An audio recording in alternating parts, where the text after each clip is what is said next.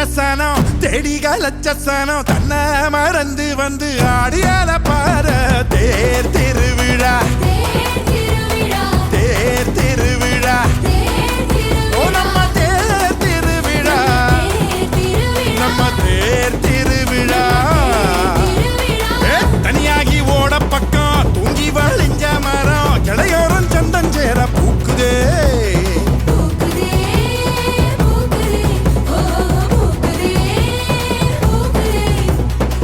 மாட்டுக்கும் சீருண்டு பூனைக்கும் மீன் துண்டு வகுப்புக்கு விடுப்பு விட்டு